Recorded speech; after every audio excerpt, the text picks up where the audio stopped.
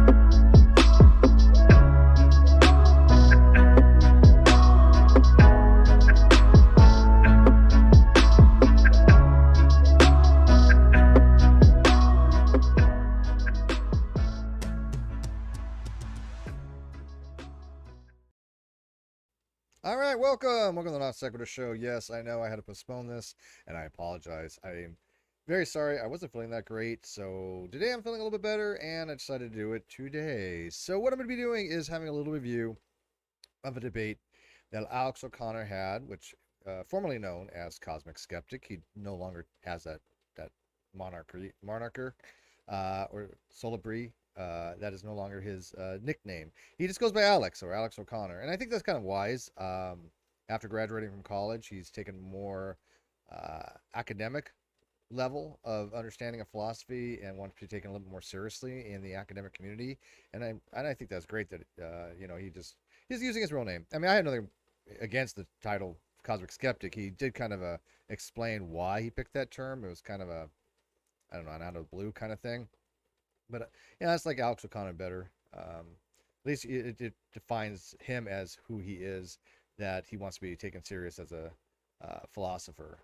And I would even say to agree a theologian. I mean, that's what his degree is in, his theology, even though he's not a theist. But what he went to go study was basically, the basics of religion, theology, philosophy of religion, and theology. Or excuse me, philosophy. So he's got back in the debating circles. A long time ago, he used to do a lot of discussions with people. I don't see him doing a lot of those, except for, more prevalent ones. He was, just had a discussion with Piers Morgan, but that was on the monarchy. But, he's still out there. He's still promoting atheism. And one of the debates that he had not too long ago was with a friend of mine by the name of Dr. Jonathan McLatchie. He is a PhD in biology. Great guy. I met him, and he's really is a nice guy. We don't agree, obviously. I'm not an intelligent design advocate. I'm certainly not a creationist. He is an old Earth creationist, not a young Earth creationist. So we do agree that young Earth creationism is wrong completely. And I will be having somebody on. I don't know if it's going to be on this channel or my primary channel, but I have somebody coming on to discuss young creationism beginning of August, and it may be a two-parter. I don't know. The problem with having a discussion with the younger creationists is that half of them want to argue philosophy, half of them want to argue science. This person kind of wants to argue both, and it's a lot to cover. It's a lot of ground to cover when you want to talk about different arguments from younger creationism philosophy, from presuppositional argumentation, reformed epistemology, and things of that nature. So I don't know if I'm going to break it into two parts or not. I really don't. My mic is really low. Let me boost it up here. One sec. I got some filters on because I got an AC running, so that might be causing it. But I will put the gain up higher. One sec. Let me take off the compressor. Does that help at all? No, that doesn't help. Let me take off this. Does that help at all? No, that doesn't help at all. Let me add a little bit of gain. Audio. No.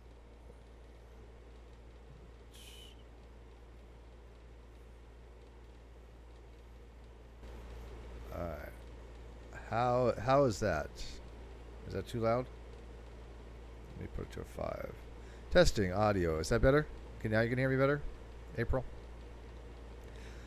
April says, "Do you remember those old soup can telephones? Your mic kind of sounds like that." Yeah, it's probably because I'm running a noise filter, a noise suppression. I turned it off just now, so that should be gone. But you're going to probably hear the air conditioning, but there's nothing I can do about that because it's 100 and some odd degrees here. But I did put a little bit of gain on, and I got rid of the noise suppression. Is that better, or is it more staticky because of the air compressor? Let me know. How's that sitting there? All right, cool. Let's leave it there for a while then. We'll see how that goes. As I was saying, this was from a debate that Alex had with Dr. Jonathan McLatchie. I listened to it. It's only about 20 minutes. I'm going to try to get through it as quickly as I can. I don't want to spend like 2 hours on it because I just don't think there's that much to review on it, except that this was an argument that I had as a short a long time ago on the NonSequitur Show about why I don't believe in God. It is one of these arguments that I think it should be in the toolbox of any atheist if they go against a theist about why someone chooses to believe there's no God, or in my case is agnostic and doesn't have belief for either way. But I do tend towards atheism overall, but I'm still agnostic.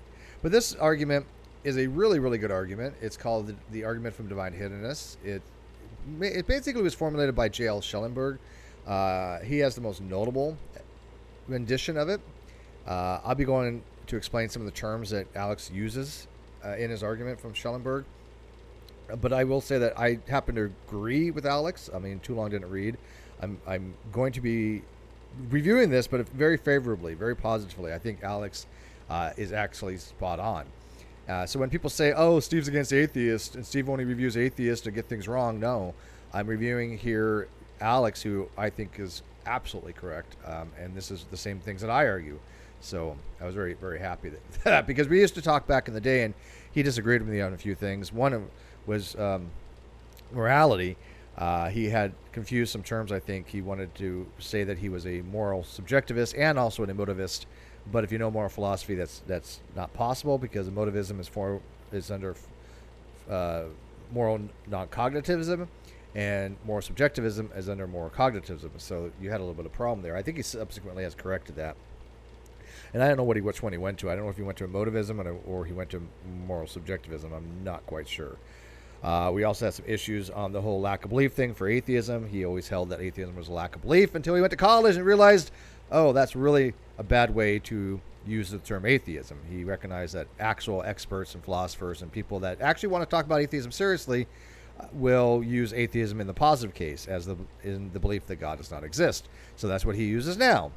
So he's a convert. He's a true atheist now, I guess you can say. I'm just kidding. There's no such thing as true atheist. It's not the no true atheist fallacy. However, it is interesting to note that Schellenberg actually was the one that says in Stanford Encyclopedia of Philosophy that the qualifying condition for atheism is the actual belief that God does not exist. It's not sufficient, he says, to merely lack a belief in God to be an atheist in a philosophical context. That's Schellenberg. That's the same person who came up with the divine hiddenness that Alex is going to be talking about here. So coincidence? I think not. There's a relationship there, right?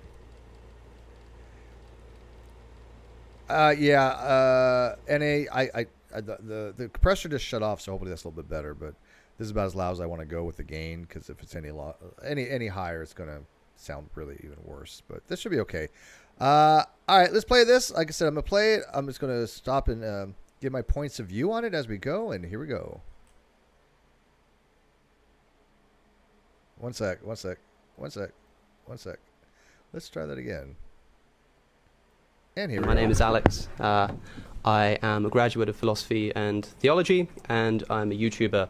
And that's about all there is to me, I'm afraid. But I'm ready when you are. If you could let me know when I've got 2 minutes remaining, just by saying 2 minutes, that would be very helpful. Thank you. Thank you, of course, Brian and Jonathan and Sattler College and ladies and gentlemen for coming.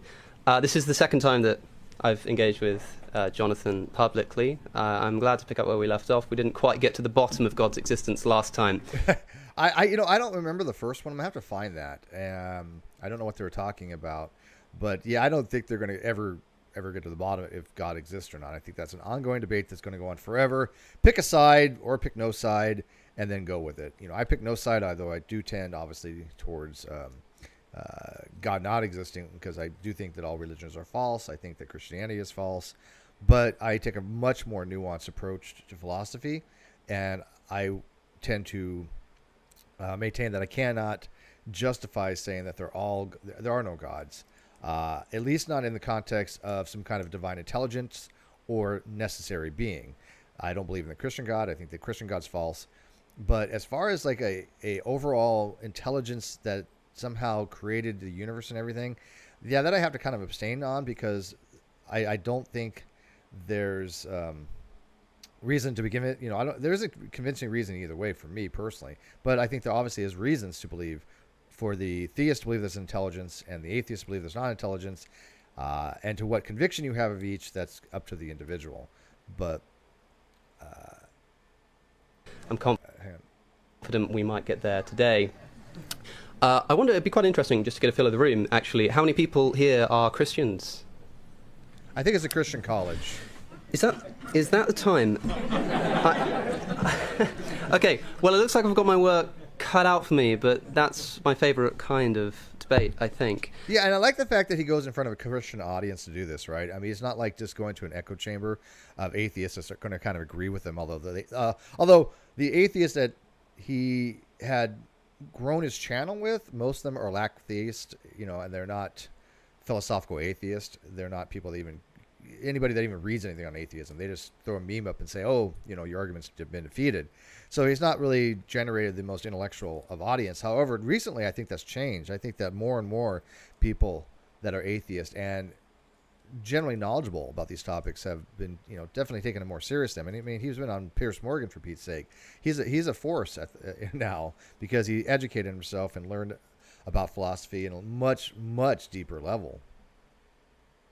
Of course, this is an opening statement, so I won't respond to the arguments you just heard just yet. Instead, I want to make my own case that upon an honest analysis of the world we find ourselves in, it should compel us to dismiss the hypothesis of a supernatural creator. I will not be asking you to look in ancient scripture, nor to the beginning of the universe, nor indeed down a microscope, instead just to your direct experience of the world and facts about the lives of people within it. I will. And I like that as well. A lot of people can appeal to science. A lot of people can appeal to religious text for their beliefs. I don't think that's very convincing for certain people. Certain people have a very different approach of how they look at the world. And I used to be one of those people years ago that if it was in a book, it must be true, right? I mean, we're all naive at that point. When you're growing up and you're a child, you kind of think, oh, if it's in a book, it's got to be true, or why would they print it? Or hasn't somebody ever said this is wrong? When we learn later on that that's definitely not the case, we should apply that equally across the board, and that includes the Bible as well.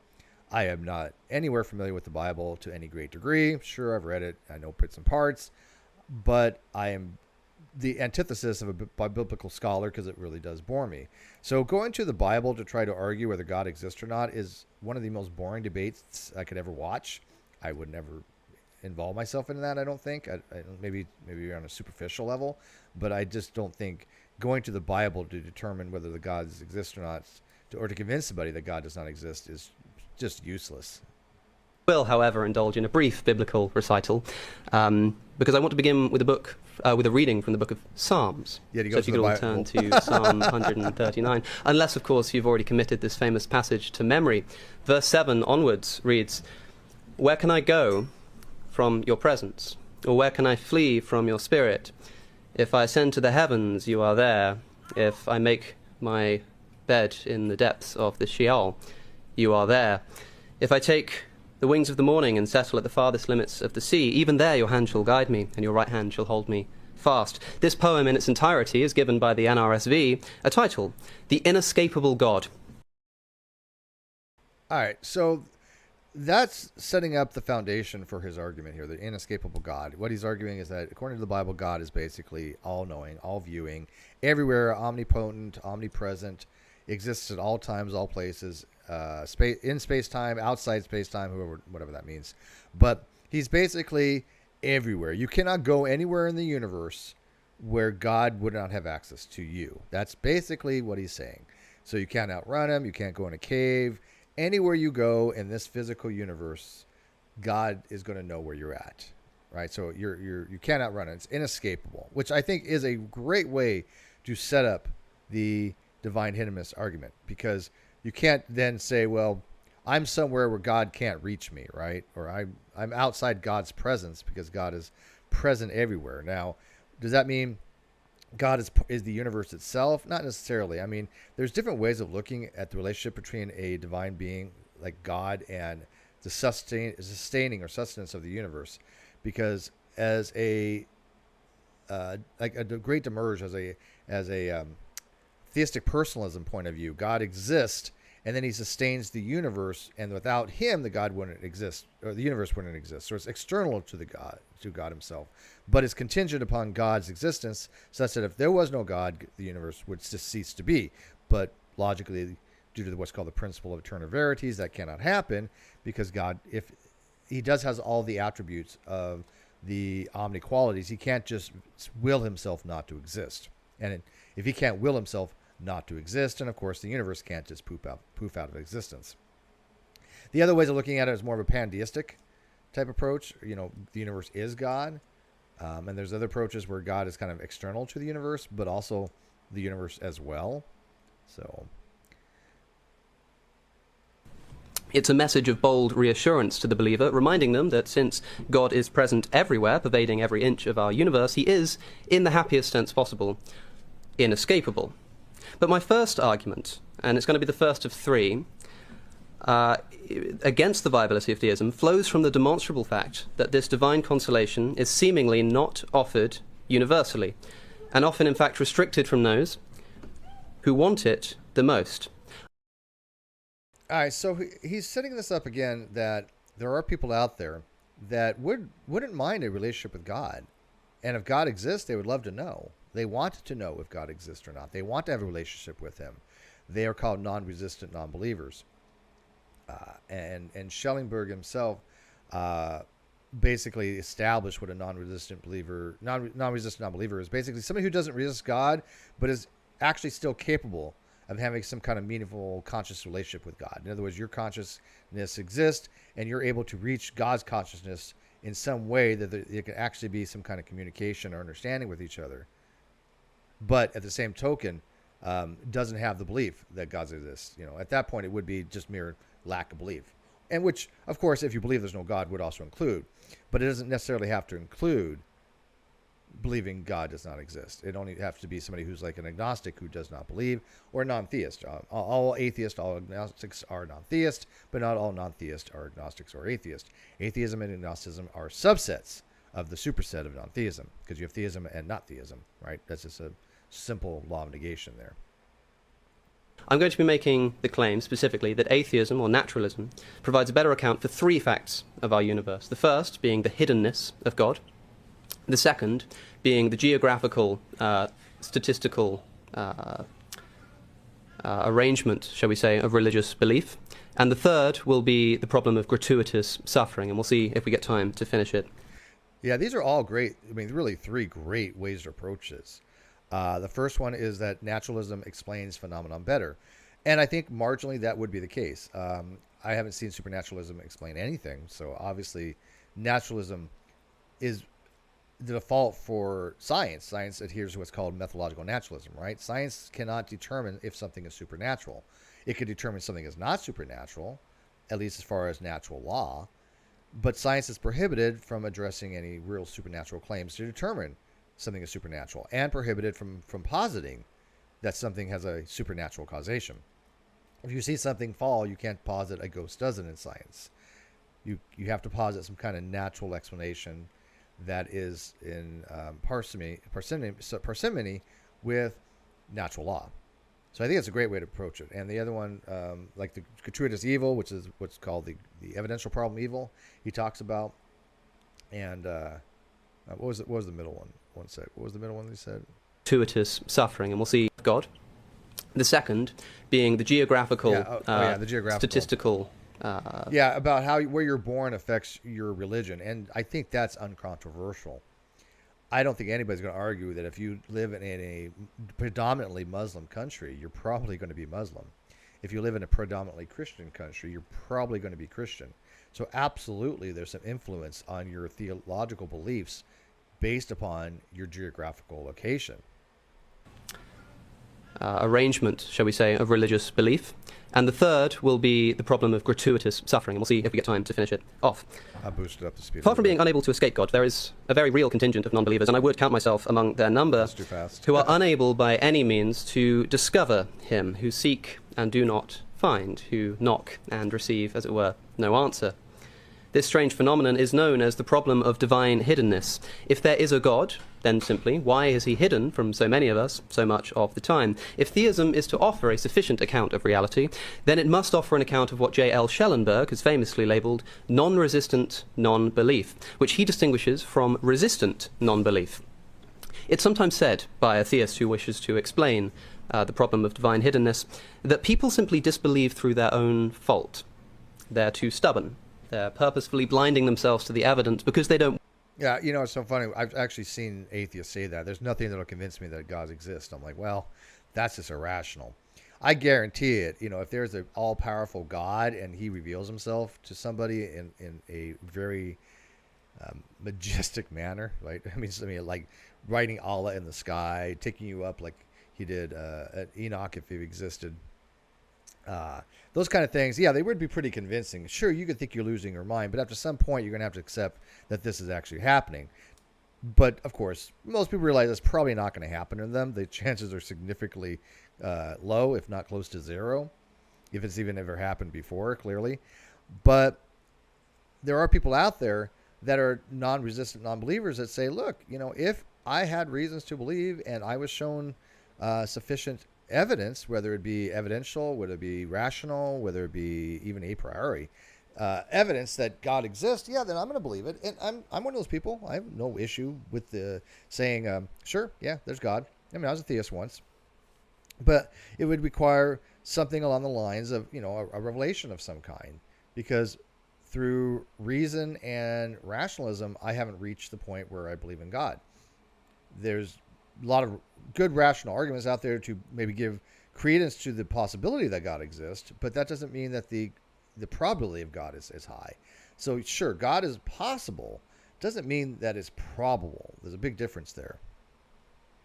Want it to be true. They're not approaching the arguments honestly with an open heart, and that if they would only do this, then God would surely reveal himself. Such a person would be what Schellenberg calls a resistant non-believer. He disbelieves, in some sense, because he actively resists it. For what it's worth, I do think that such people exist. I think many such people exist. There are people who come to this debate with their minds already made up. There are people who want it not to be true, that God exists, and in fact wouldn't submit to that truth even if it were true. There was a recent poll run by the Atheist Experience YouTube channel. Oh, the wonderful Atheist Experience, yeah. By the way, if you want to learn philosophy and you want to learn about atheism, the Atheist Experience channel is not the place to do it. I guarantee it. Ask anybody who knows what they're talking about. It's entertainment only, and that's it. But it's not the place to even remotely get a handle on the level that Alex O'Connor's at. It's just impossible. There's nobody that on that show that talks about these topics the way Alex or somebody that has been educated on these topics will talk about, because one, they won't allow it. They're only going for like the fruit on the ground theist, and two, you know, they have a very different warped sense of atheism where they just take it as anybody who doesn't believe in God, which is so incoherent when it comes to philosophy as far as why you would define something in the negative. It makes no sense whatsoever. There's something else we're going to say on that. One sec. Which I know, Jonathan, you're a fan of, which asked, if there was a God, would you worship it? To which an astonishing 85% of respondents said that they would not. Yeah. So, again, the atheist community, especially the Atheist Experience, especially American Atheist, Atheist Republic, they kind of cater to the angry atheist, the fruit on the ground atheist, ones that don't know much about the topic, but they're going to listen to somebody that they agree with, that there's no God, or at least they suspend judgment, and they'll agree with them because, you know, it's tribalism. It doesn't matter what they're saying is philosophically correct. It doesn't matter whether it's logical or rational or reasonable. It doesn't matter to them. And my argument would be, look, if you are saying that you're unwilling to change your mind, if God does appear to you and you know that God exists, or you can see God or have the ability to know God, and you just say, you know what, there's no amount of evidence in the world that would change my mind, then you have no right to judge a theist who says there's no amount of evidence that will change my mind that God does not. Let me say that God does exist. You have no right to judge a younger creationist who says, hey, no matter what, the earth is only 7,000 years old and no evidence can change my mind. You have no right to judge a flat earther who says, no matter what you tell me, the earth is flat. Because you have the same epistemically closed mind that they do. You're closed-minded. And so you can say, look, I believe there's a 0 chance of God existing. You can even argue that God is impossible. But you say that there's no evidence that convince you otherwise, I think hobbles you in these discussions, because you're not ever going to properly look at the evidence and formulate a conclusion that could comport with reality if God does in fact exist. And to shut that door completely, I think, is epistemically untenable. I think it's irrational. Because if God does exist, wouldn't you want to know? You know, I mean, sure, you can argue, like I said, that there is no chance that God exists, 0. But that's different from you wanting to change your opinion if you were found wrong on that. You know, I mean, look, I believe 100% that square circles don't exist. They are metaphysically impossible. A square circle cannot exist in any possible world. But if you show me a square circle, I'm going to have to reevaluate that. I don't know how that would be. I don't know what that evidence would even entail. But I would at least evaluate what evidence you have. Now, do I believe such evidence exists? No, because you can't have a square circle. But again, I'm going to say, give me sufficient reason to believe that a square circle exists. I'm going to believe it because maybe there's something about square circles I'm not aware of. Maybe there's something about them that you can square the circle. And I'm not talking about doing, these fancy maths like taxicab math or non-Euclidean geometry or anything like that. But I mean, squaring the circle with a square and a compass and things of that nature, yeah, it's been mathematically proven that it can't be done. There are, however, also people who disbelieve in God, not out of resistance or stubbornness or a hardened heart, but rather due to sheer lack of conviction. Indeed, many such people actively want to be convinced of God's existence and would jump at the chance of entering into a relationship with him if they thought that he did. Yeah, I think that's probably true. Now, April says, if I met God, I believe him, but I still want to worship him, which is a different question, right? Is God worthy of worship? God would have a lot of explaining to do why he's not a moral monster. I do get that. But as far as worship, a lot of people will worship things just out of fear. And it doesn't serve any noble moral cause to not worship something where you're up against eternity of torment. There's nothing noble to be gained by that. Nobody's going to care that you said, "Oh, I stood up to this mean old God." Nobody's going to care. So I think if God did exist, at least the Old Testament version of God, where God was a much more violent, much more vengeful, a much more even sadistical type God, that, yeah, I think absolutely I would worship it. Would I like it? No. But I mean, if that was the difference between worshiping a eternally evil God or being in an eternally tormented place, then yeah, I'm going to go with the lesser of that, because it doesn't serve any moral justice to stand up at that point for your convictions, because who's going to care? It's not some moral win on your behalf. So yeah, I would definitely do it. I just would do it begrudgingly. And I think humans are like that. We see humans do that all the time, where you have to, give a homage to some dictator or some political leader that you can't stand, but you do so out of fear of retaliation. You feel out of, fear out of not wanting to be in prison or tortured. So yeah, I think I definitely would. But no matter how hard they search, they simply find no answer forthcoming from the heavens, and this is the non-resistant non-believer. Formally, then, Schellenberg's problem of divine hiddenness can be stated as follows. Premise 1. If there is a God, he is perfectly loving, something I'm pretty sure Jonathan agrees with. Premise 2. If a perfectly loving God exists, non-resistant non-belief does not occur. Premise 3. non-resistant non-belief does occur. 4, therefore, no perfectly loving God exists, and the conclusion from the first premise is that therefore there is no God. A loving God, like the Christian God, would surely not refuse any Okay, so willing person from developing. All right, so that's called a modus tollens. That's a rule of inference in logic where P implies Q, not Q, therefore not P. And it is a valid rule of inference, so that argument is absolutely valid. Whether it's sound or not is depending on if you accept the premises are true and if you want to say that they're false. That's a hard argument to really evaluate as if the premises are false or not. I'm not going to get into how to evaluate a conditional, at least not in this video. If you're interested in that, I might be able to do a short little presentation on basic logic on my other channel about what the truth conditions are for a material implication or conditional, P implies Q, because there's a nuance to that a lot of people don't seem to realize. But that the premises are such that if it is the case that there's a loving God, then non-resistant non-believers should not exist. But non-resistant non-believers do exist. I'm one of them. Therefore, there isn't a loving God, and therefore God does not exist. It's a really good argument, actually. It really is. A relationship with him, and so if somebody is truly non-resistant and open to receiving God's grace, we should expect them to receive it. Thus, Schellenberg's assertion that if God exists, then non-resistant non-belief does not exist. The question, then, is there such a thing as non-resistant non-belief, a non-resistant non-believer? To which all I can really say is nice to meet you. The last time... Yeah, me too. I'm in the same boat, and I think many people are. You know, I mean, if you got to deny any premise of that, you clearly can't deny the second premise, which is, non-resistant believers do exist. That's the second premise. He is a non-resistant non-believer. I'm a non-resistant non-believer. So second premise, I have to affirm. The first one, the only could be false, is if the antecedent is true and the consequent is false. So if P is true and Q is false, that's the only way the first premise can be false. So I would have to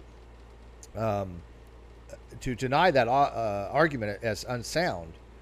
Then I would have to say that God, the first premise, God, if God exists, then non-resistant non-believers don't exist would be false, but only in the way of there might be a way that God exists where non-resistant believers can exist and God exists at the same time, and then you could deny the first premise. That would take a little bit of more argumentation to argue about why an all-loving God that wants to have a relationship with you would allow for somebody who is non-resistant and non-believer to reach out to God and hear nothing. It takes a lot more argumentation. But in order to say that argument as unsound, you would have to deny one of those two premises. The second premise is I can't imagine anybody denying, because here we are. So you would have to deny the first premise if you wanted to not accept that argument as valid and sound, because it's definitely a valid argument. But it's a good argument because it's hard to deny the first premise. It really is. You really have to put some thought into what case would be where a all-loving God like the Christian God would be in a same universe with non-resistant non-believers. I debated Jonathan a number of years ago when I was just a few months out of being a teenager. I said that even if I found Christianity to be true, I still wouldn't want to worship the God that it promotes. I now, since then, have realized how irrational and self-defeating this assertion is, and stand before you today as an example of a non-resistant non-believer. I think it would be great if God existed. I really do. I would absolutely love. See, I don't know if I'd go that. I don't know. I'm not going to say that I would absolutely love if God exists. It depends on what that would mean. I mean, sure, if that means that eternal happiness, whatever that would mean, yeah, great. Everybody would want that. I just don't know what eternal happiness would mean. I don't know what would be like to be in heaven, worshiping a God for the eternity. Maybe it'd be great.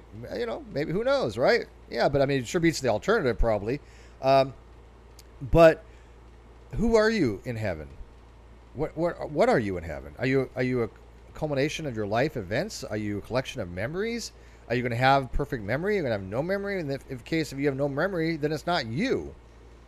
If you have selective memory, it's still not you. People that have Alzheimer's lose their memory and they stop being the person they once was. I mean, sure, it's still them holistically as a whole, but the memories and thoughts and consciousness that made up that person isn't really there that much. And so when you pass on and you're in heaven, what is your consciousness then? I've asked a lot of theists that, and I haven't really got any responses. I know Eric from Eric Hernandez. What's his ministry? I remember his ministry. I'm sorry, but Eric Hernandez attempted to address it, I think, at one time. I think it was him. But if you're a theist and you want to address that question, please do so in the comment section. Because again, I don't know what it would mean to, be eternal with God as you, if you are no longer, well, you. To escape death, I would relish being the recipient of unconditional love. Less selfishly, I would love to be able to worship that which deserves to be worshipped. And again, deserve to be worshipped. That's a lot. There's a lot of heavy lifting there being done with that deserve. Now, the Old Testament God, I don't know, man. That seems like a more evil trickster God. A lot of the Gnostic literature would refer to him as Yaldabaoth or Loki or some other terms he would be used for Yahweh, where he was a very vengeful, spiteful, kind of a trickster type being. But in the New Testament, God is a lot more loving, a lot more charitable, a lot more forgiving, a lot more turn the other cheek kind of thing. I think there's a huge difference between the properties of the Old Testament God and the properties of the New Testament God. They don't actually seem like the same being. So the New Testament God, yeah, I'd be okay with that, I guess. If the God's like, hey, look, I'm just a all-knowing, omnipowerful, omnipotent, being, omniscient. I can do everything, and I created you all, and I love you all, and I want to, show you the wonders of reality. Then yeah, I would be really cool with that, because we all like questions. We all have questions we like answered, but once those questions are answered, then what? Like we'd all know. I think we all like to know if aliens exist. That'd be great, especially intelligent alien life. But once we do make contact, if we ever do, if there is alien life, and we start sprawling out into the universe, then it becomes kind of mundane. It's not so great anymore. I mean, look at the technology we have nowadays. I mean, just the fact that I can stream. Can you imagine this 100 years ago? It would have been magic. Computer, 1,000 years ago. Oh, I mean, think about that. They would have built it as heresy and smashed it because they thought it was demonic and evil. But once you have a computer, then it's like, oh yeah, it's pretty mundane. But I mean, I go back 50 years, so I remember, early computers. They're nothing like the modern computer, hardly. It's incredible, the technology, right? So 50 years ago, if they would have had, what we have now, they would have been just an awe and wonder. It would have been magic because they understand that, yes, it's still a computer, but the technology, they would have been mystified to try to figure out how they did it. But it would have been impressive at least, right? But once you have the technology, yeah, it's kind of mundane. I mean, sure, we all have a computer system of some kind, or, cell phone, or some kind of, tablet or something. We all have something that uses technology, and we don't even think twice about it. But the amount of complexity that goes into making and designing and making those things work is mind-blowing. It's almost supernatural in some way to think about it, to think how much was required to make these things work. Just an integrated circuit is just a pinnacle of technology compared to what we had from vacuum tubes. But eventually we get used to it. I just don't think it's true. Now, try as I might, look where I can, I find no response, no hint, nothing. I don't choose to disbelieve in God any more than I choose to disbelieve in aliens, despite how much I might want them to. Yeah, because I don't say, hey, look, I am consciously deciding to suspend judgment and say, I don't have a position either way. And the atheist isn't generally saying, I am just, consciously deciding whether God exists or not. What I think happens is more of a doxastic and voluntarist approach, where your brain does all these complex calculations and then spits out the results to you, and then you recognize it consciously. So the brain has said, hey, look, I believe there's no God or something, right? For an atheist, they'll say, my brain has reached the conclusion that the proposition of theism is false. And yes, I don't want to hear anybody arguing about that. I talk philosophy. That's how it is in philosophy. If you don't like it, go watch the Atheist Experience. In philosophy, atheism is the belief that God does not exist. This is established. Alex recognized this. Rationality rules, who went to college, recognizes it. It's a moot issue at this point. I was correct.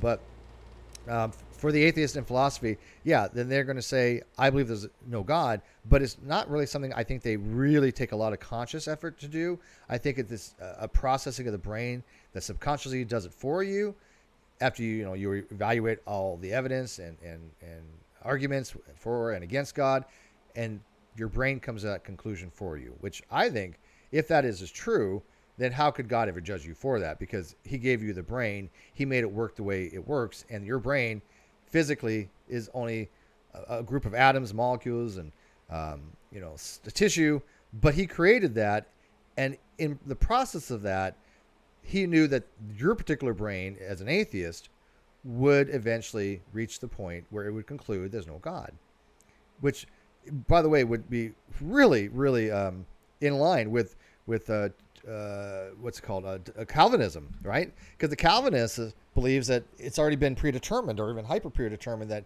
God knew who was going to be elect and who was reprobate from before he even created you. Right? So, you're kind of screwed either way. So no matter how hard you look, it doesn't matter, because God's not going to reveal himself to you, because you're already screwed 6 ways a Sunday, merely because before you were born, he decided you were reprobate or elect. So you could be an atheist whose brain came to the conclusion there's no God, but still be elect in Calvinism. I don't think there's any contradiction there. Although it sounds weird, because the whole thing for John 3:16 is, if you believe in God, right? God so loved the world that he gave his only begotten Son. Whoever has believe in him shall have eternal life, paraphrased. But the atheist doesn't have that belief, but they're elect, right? I mean, I don't know how a Calvinist could argue that couldn't happen. Generally speaking, there would be a reprobate, but that's why Calvinism has some weird stuff, to say the least. And that's another thing that I was going to argue about, is if it is the case that only you got to believe that God exists, which I think is a silly way to determine who spends where in eternity. That's not a reasonable approach to why somebody should spend eternity in heaven or spend eternity in hell. Just merely if you have a belief that God exists or not. And I don't even know if that's really the intent of what the scripture was saying, that it was the belief that God exists ontologically, or if you have faith in him, that if you know he exists, would you trust him? That, as far as like the word pistis in Greek. I'm not sure which it's supposed to be, but if it is the case, it's merely who believes and who does not believe. Yeah, that's really a crappy system. And again, I cannot be held accountable for that if it was my brain that caused me not to believe. Because God created that, right? But if you only have to believe or to go to heaven, then why do we have all this performative stuff? Why do all these churches argue whether they have to be baptized or not baptized? Why do we even go to church? Why do you have to go to church on the Sunday? Why do you have to do this and that? Why do you have all these rituals? They're all performative. I mean, if you only got to believe, then shouldn't that be the only thing? And of course, if God is all just, all powerful and all merciful and all just, which, by the way, all merciful and all just are incompatible. You cannot be all merciful and all just at the same time. Mercy is the spending of justice. So, I mean, you either have to be merciful or you have to be, fully just. There's just no way to have 100% both, because one is a suspension of the other. You suspend justice to be merciful. And so those are incongruent attributes as far as omni attributes. But yeah, I do wonder why there's a lot of performative stuff in religion if all you got to do is believe. That's just me. So when faced with a psalm like Psalm 139, I'm overwhelmed with a sense not of beauty and consolation, but envy and disappointment. Where can I go from your spirit? Where can I flee from your presence? Where can I go, I should ask in response, to find it? Of course, you cannot know my heart. You can't know if I'm truly as non-resistant as I claim, but I hope that my actions here might betray me. As a Catholic child, I was once an altar boy. I would serve the altar of Mother Church every Sunday dressed in a white robe. In the time since then, I have, to put it mildly, been looking for God. I went to Catholic schools. I studied philosophy and theology at A-levels. I made a career... Yeah, if I understand A-levels properly, that's a UK thing. It's kind of like high school to an extreme, like pre-college level or early college level A-level stuff. That's how I interpreted it. I think if I had to guess, because I'm not UK I'm not from the United Kingdom. But if I had to guess, it would be more like the advanced courses you can take in high school. The what do they call them? The ones that are worth much more points. But they're advanced level courses that you can take. But I think that's what the A level is. But I mean, it's a much higher level of education. And as AT2 pointed out, yes, Xerxes are very similar, right? If God knows what it would take for me to believe, right? Of course, he's all knowing. And since I don't believe, then ergo he must not want me to believe. Or if he wants me to believe, why hasn't he revealed himself to make me believe? I mean, there's a lot of issues with having faith and salvation, solely dependent upon whether you believe in God or not. There's a lot of issues with that, and that's why I think it's silly that God would make a system where, your entire eternity is based solely on the evaluation of a single proposition. That makes no sense to me. But it does make sense, though, if God does want a relationship and God does exist and he's all-knowing and he knows what I want, because that would be entailed, then why doesn't he provide it? And you could argue he has his reasons. Sure, I mean, you can make your own theodicy of, well, God has his reasons for this, this, and this. Oh, okay, great. But that doesn't help me. If God showed himself, I'd be more than willing to accept. And I'd probably go to theology courses and learn more about religion and stuff like that. But also at the same token, if God did exist, I'd want to know straight from him. I wouldn't want to learn from some other source, because that's just man's writings. I don't want to learn from the beliefs of other people. I want to learn directly from him. But it doesn't seem God does that. Here, out of engaging with religious arguments, I have explored arguments from contingency, from fine-tuning, from motion, from mathematics, from irreducible complexity. And those are a lot, people hand-wave a lot of those arguments away, but they don't really fully understand them. Like the argument of contingency, I think it's a decent argument. I don't think it's convincing, but it's certainly not one to go, oh, this is stupid. I definitely think the argument from contingency doesn't get you to where you want to go. It doesn't demonstrate God, but it certainly makes you think that there might be that potential or possibility, because there's only so many different answers you can come to with the argument from contingency. But it doesn't. It's self-refuting in a way, because the argument from contingency holds to the principle of sufficient reason, and it violates that in its conclusion somewhat. But I will have to get into that another time. I do have, I think, a video on the argument from contingency. But I don't subscribe to the PSR, and I don't remember who it was, but I think it was Oppie. Wasn't it Oppie? Somebody correct me. Wasn't it Oppie that determined that the strong PSR collapses into the weak PSR? I think it was, because I used to subscribe to the weak PSR. I'm like, yeah, that kind of makes sense, but the weak collapses in the strong PSR. That's what it was. And I'm not familiar with it enough to even understand Oppie on that level, whether the weak does, in fact, collapse to the strong. But Alexander Pruss and Jonathan Rasmussen, who is a friend of mine, both of them are very prolific philosophers, they both agree that it does. And they try to argue against that, but they think Oppie's right that it does collapse. So I'll take their word for it. John Rasmussen is one smart dude when it comes to logic. And the alleged resurrection of Jesus of Nazareth. It may surprise my followers online to learn that at university I visited numerous churches on the invitation of various friends. I spent hours talking with religious friends until the sun rose again, if you like. I attended Bible groups regularly too, which might surprise people. Yeah, it doesn't actually, though. I mean, I know a lot of atheists that are interested in the Bible. I mean, look at Milwaukee Atheists. Shout out to Milwaukee Atheists. Go subscribe to Milwaukee Atheists. They're getting pretty popular. They're getting some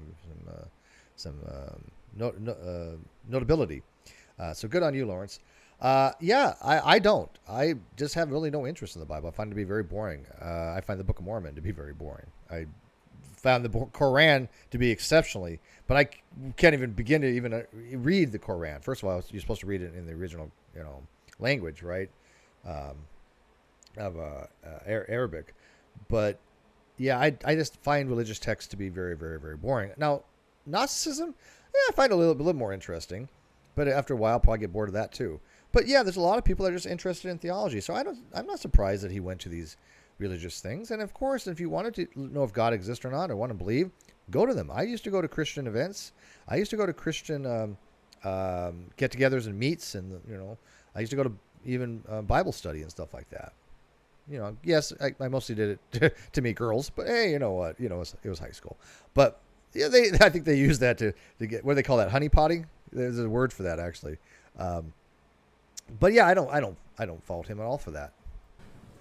As well, and in fact, I still do attend such groups. Just recently, I agreed to embark on a series of study of the wisdom literature, specifically reading it again in the hopes that this time I might finally feel a divine presence seeping from between the lines. I moved into a house for a year with 2 devoutly Christian housemates, with the express intention of seeing if the obvious truth of Christianity and theism that people like to talk about can be found in the minutiae of daily life. I have looked, in other words, in a great deal of places. I read Athanasius and Anselm. I read Augustine and Aquinas. I looked in Julian of Norwich and Catherine of Siena. I looked at the sociological origin of religious belief in Durkheim and Marx and Freud and Jung. Yeah, I mean, this guy's well read. You can't say that he's not. He got an education. I mean, 1 or 2 of those names I wouldn't even know anything about. I don't read a lot of the older literature. Anselm. There's a lot of writings from him when it comes to arguments, ontological arguments. He formulated a lot of the original ontological arguments for God.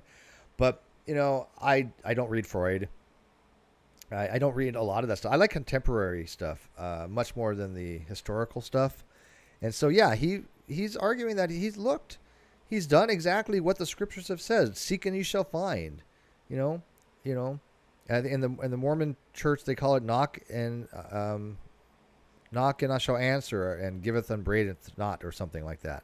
But yeah, I mean, what else does God want? If God wants you to believe in him and you do all the things that you need to do to go read the literature and religious studies and talk to people, and you're still not getting there, I think you've done your due diligence, haven't you?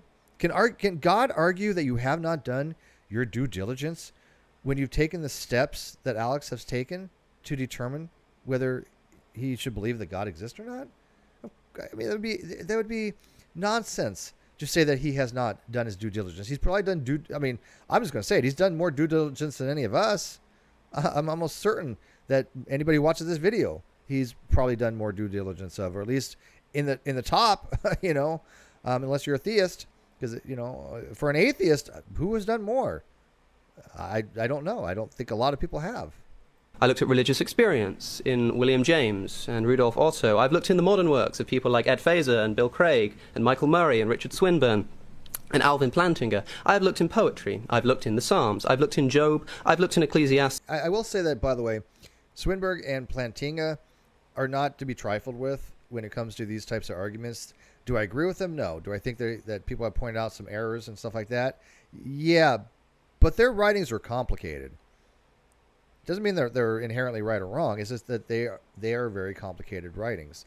Even Plantinga's modal ontological argument that I've discussed with Ben from Real Atheology, it requires a little bit of understanding of at least basic modal logic, which is all I have anyways. But it's sufficient at least to understand what axiom, the S5 axiom, you have to take for that modal argument to work.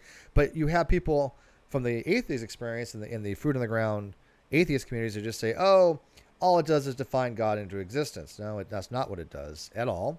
And if you just say it's just define God's in existence, and any philosopher on the topic is just not going to take you seriously. It is a valid argument, and it could even be sound if you happen to take certain axioms. The problem is should you take those axioms in order to make that argument work? It's kind of like the Banach-Tarski paradox. If you take the axiom of choice or don't take the axiom of choice, then can you derive 2 basketballs from one? Well, we all know ontologically that's not possible. Right? You can't take one basketball, divide it all up, reassemble it, and get 2. It's just not physically possible. It is, however, mathematically possible if you take a certain axiom or not. I think for that one you have to take the axiom of choice, if I'm not mistaken. But which is part of ZFC theory. Same thing with the modal logics. You have to take certain axioms or don't take certain axioms. It doesn't mean that it proves beyond all necessary doubt. It just means that it proves using certain conditions, this is hypothetically what would happen, or what could happen. Just like the Banach-Tarski, we know it's not going to happen in reality. But mathematically, if you take certain axioms, it can. You can get 2 basketballs for 1, or 2 any round objects from 1. I've looked in Dostoevsky, I read C.S. Lewis, I listened to worship music, I prayed, I studied the gospel. And I like C.S. Lewis' stuff too, believe it or not. C.S. Lewis wrote some good stuff. One of my favorite all-time stories is called these Screw Tape Letters with Wormwood, if you guys remember that. Really brilliant. Really brilliant. I won't get into the details. It's about, I think it was letters from some war, somebody in the war, and there was how Satan and somebody, one of the demons, something like that, could try to corrupt him. The details kind of escape me, but I know I really liked it. I even got an actual degree in theology from a university, and nothing. Not once, not nearly, not ever, not even briefly have I experienced anything that speaks to the existence of a God. See, I can't say that. I have once, or, maybe more, but at least once I experienced something that I cannot explain. It did at the time justify my belief in God, but subsequently it's like, it doesn't get me to God. All it means to me is that I experienced something that I can't explain, and that maybe I should have a little more open mind for things, but it doesn't necessitate that is God was the reason for it, or even anything supernatural. But it was very, the timing was just remarkable, to say the least. There are other minor things, like I'm not going to get details of what it was. It's not relevant. But I mean, when it comes to like prayer, people say, God answers prayers. Well, I mean, I remember one time when I was a theist, where my car broke down on a hill, and I was with some girl that I liked, and we were going to take a trip up to Salt Lake City from St. George, and she was Mormon, and she's like, well, let's pray. And I was like, okay, cool. We have to do that. So we prayed, and not more than a minute or two later, a car pulls up, and they had water and duct tape, right? And I was like, wow, it really does work, But then you realize when you learn more about logic and reason that, well, yeah, when people see your car overheating on the side of the road, some people will stop with water and tape, right? And had we not prayed, it probably would have been the same thing, same outcome. However, since we prayed, people tend to attribute the result of, well, I say the result, the subsequent actions and events that have happened to God answering those prayers. But then they forget all the times that they prayed and nothing happens. You tend to forget negative results. And by far, there are more negative results than positive in prayer.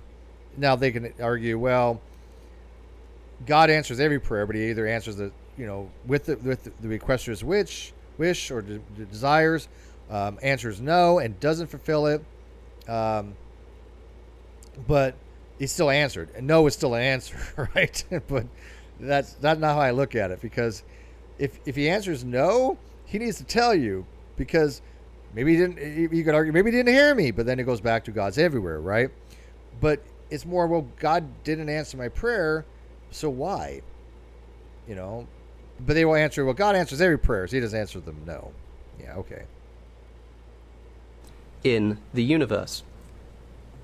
I think it's asking a lot of any atheist to seriously engage with a religion that he does not believe is true in any circumstances.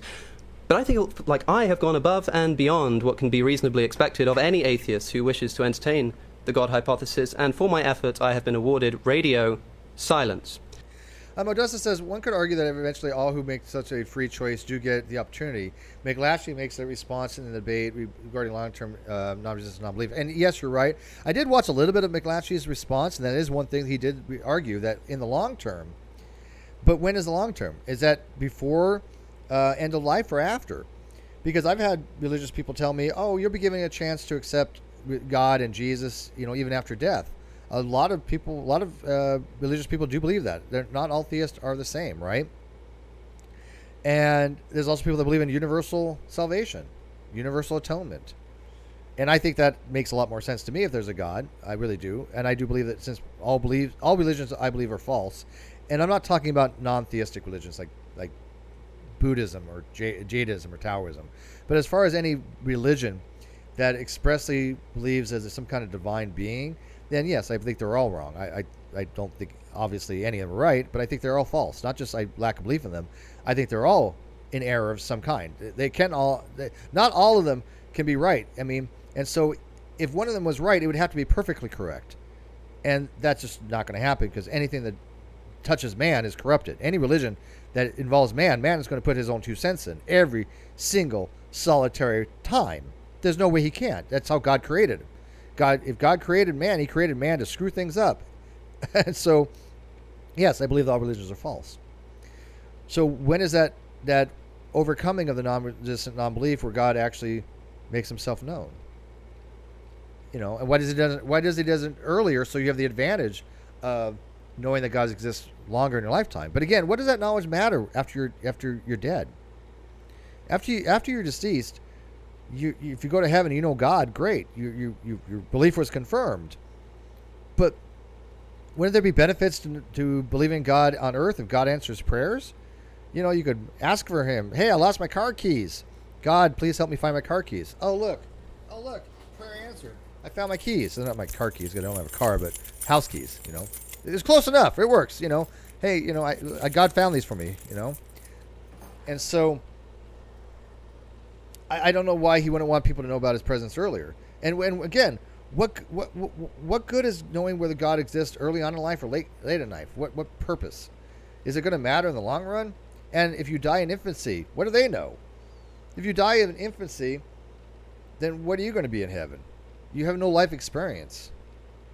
And some people one or two have heard something and said, well, you know about your pre-existence and things of that nature, and you forget all about your life.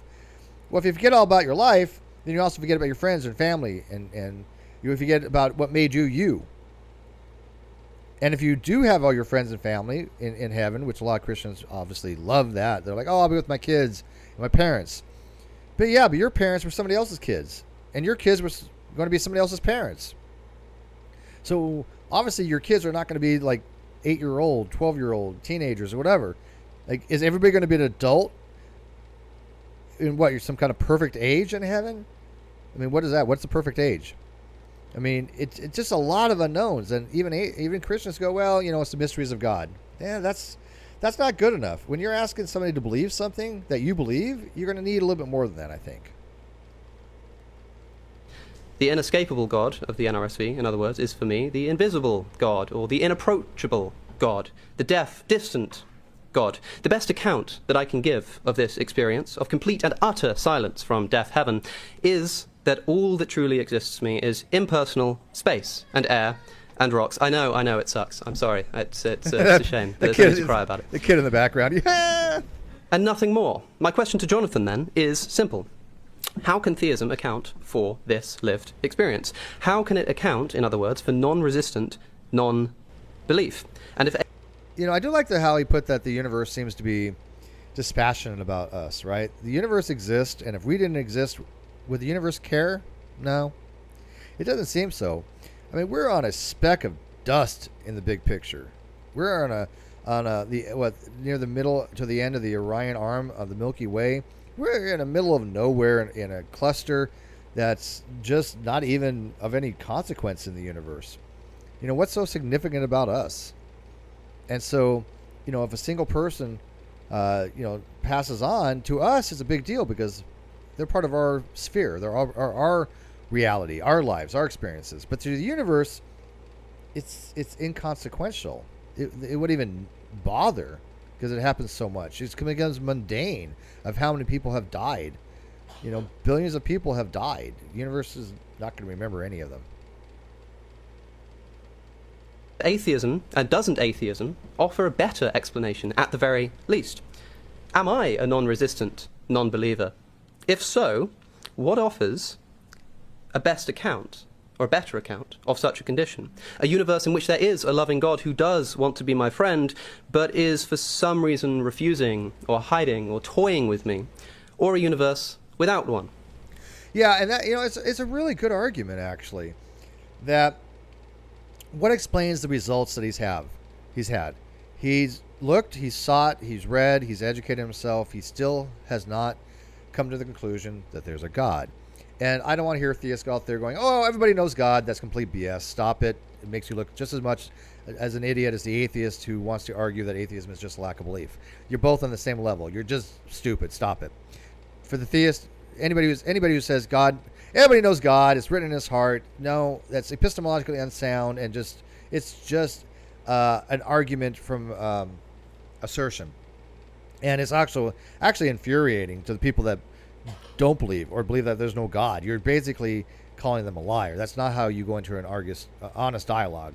If you're a theist and you start off with dishonest argumentation, who's going to listen to you? Now, you can believe that all you want, but as soon as you make it as an argument, yeah, I don't think there's any reason to take you seriously. I know Sci 10 definitely does that. Yeah, we get along, but I think that when he goes into these arguments and he starts pulling that crap, it's completely dishonest argumentation, because I don't know. And the atheist can say, hey, theist, you don't know there's a God because God doesn't exist and knowledge must be true. Ergo, your claim to knowledge is false. That'd be the same type of argument. You allow one or you allow the other.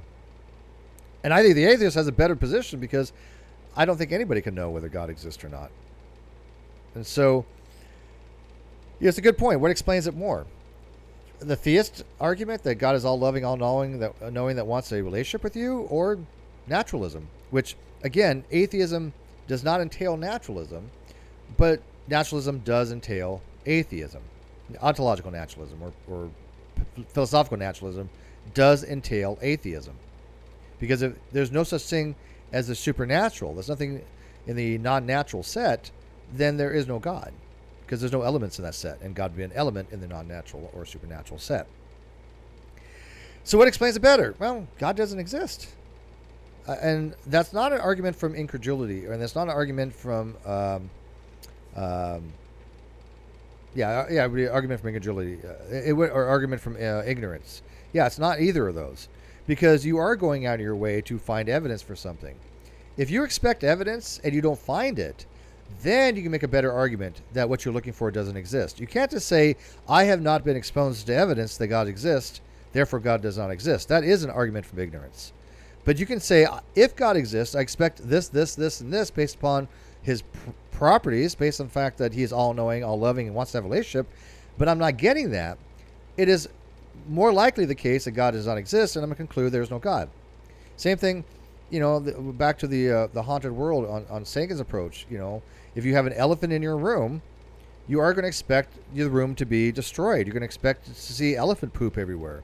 So if you tell somebody there's been an elephant living in my room for a week, and somebody goes in there and sees absolutely nothing, they have every right to say that your belief is false. Again, that's not an argument from ignorance. There's a big difference there. Do you see that?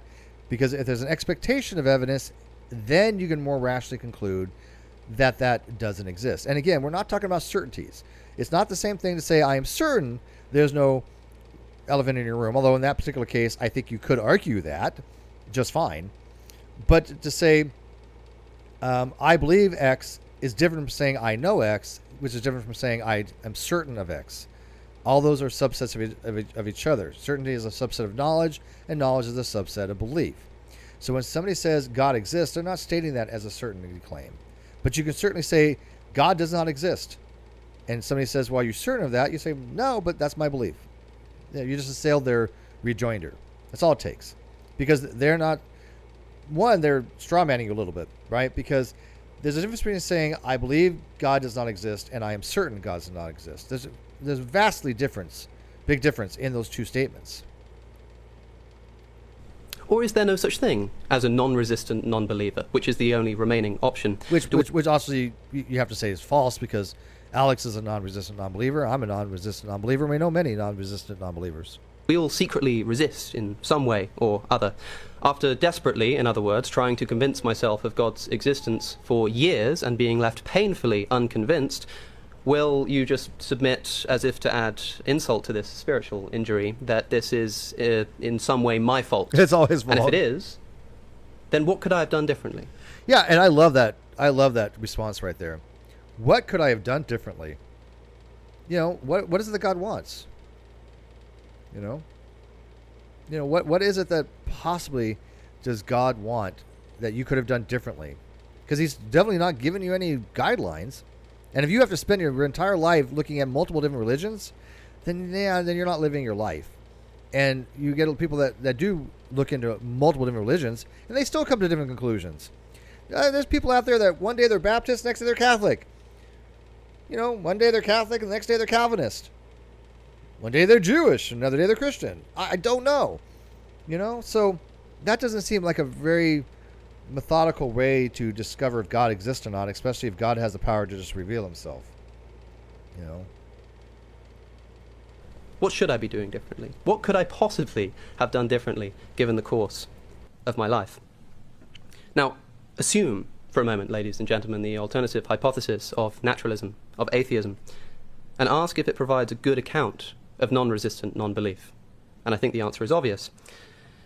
But it does get worse yet. You'll remember that my second fact that I said that I... Yeah, before we get to the second fact, I think parsimoniously atheism would be a better explanation for why God doesn't reveal himself to non-resistant non-believers. This is why divine hiddenness is a very good argument. Because you could argue naturalism as well. But I mean, I think the argument is better structured around atheism than it is naturalism. However, sure, you can argue naturalism because naturalism argues that there is no God. I would bring up is the geographical predictability of religious belief. Not only does theism need to account for non-resistant non-belief, but also for the fact that such belief is unequally present across the globe. Stephen Mason has pointed out that the populace of Saudi Arabia is 95% Muslim and therefore 95% theistic, whereas the populace of Thailand is 95% Buddhist and therefore, at best, 5% theistic. How likely you are to be a theist, in other words, is intimately tied to the place in which you happen to be born. I absolutely agree with that. I really do. I think that's I've always thought that. I mean, that's been an argument around the atheist communities for a very, very long time.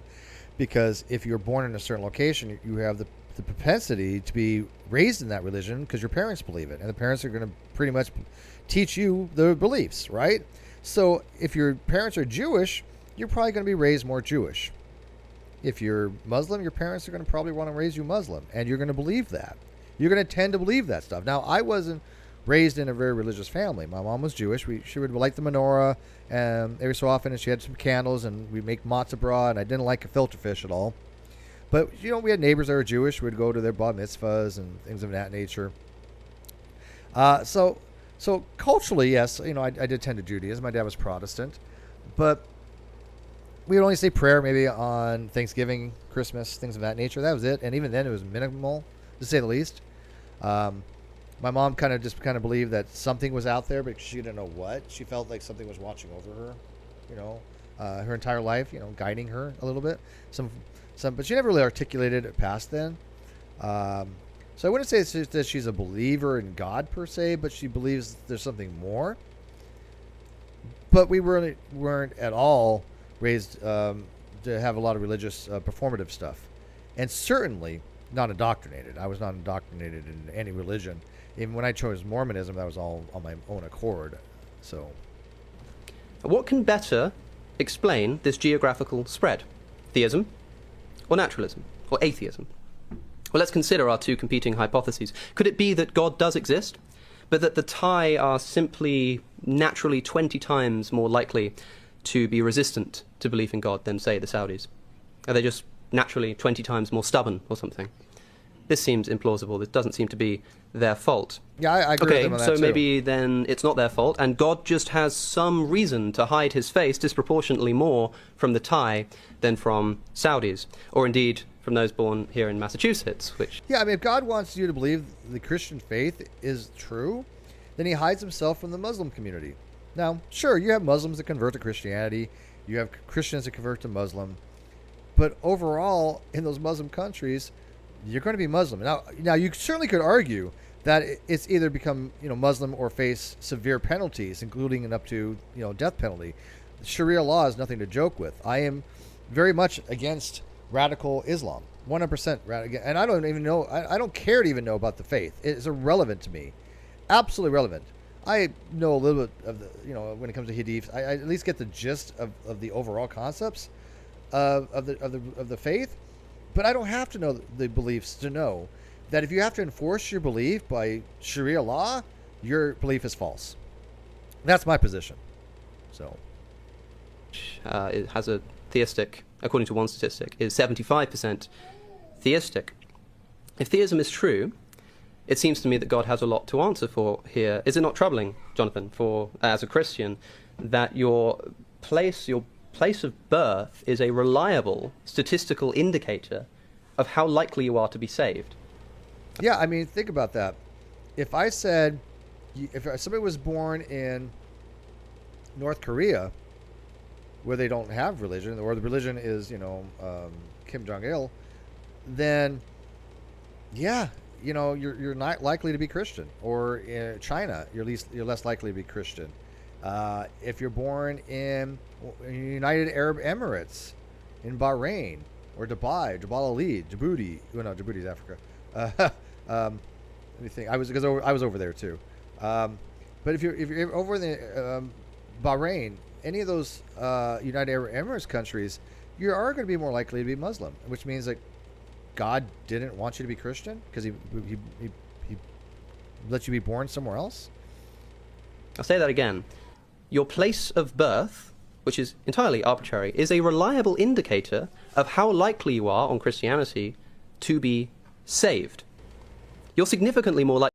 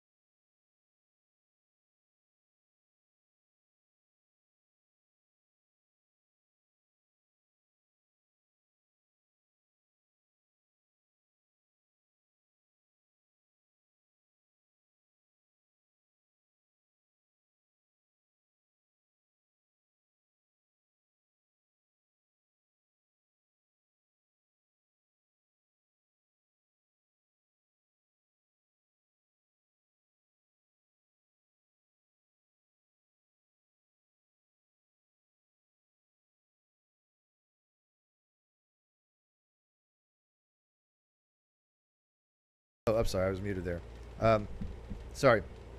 I was saying that if you are born in the Deep South, let's put it this way: if person A is born in the Deep South and person B is born in Saudi Arabia, there's a statistical correlation that you can make that the person in B is more likely to be Muslim, and the person, or not, at least not Christian, and the person born in the Deep South is going to be Southern Baptist.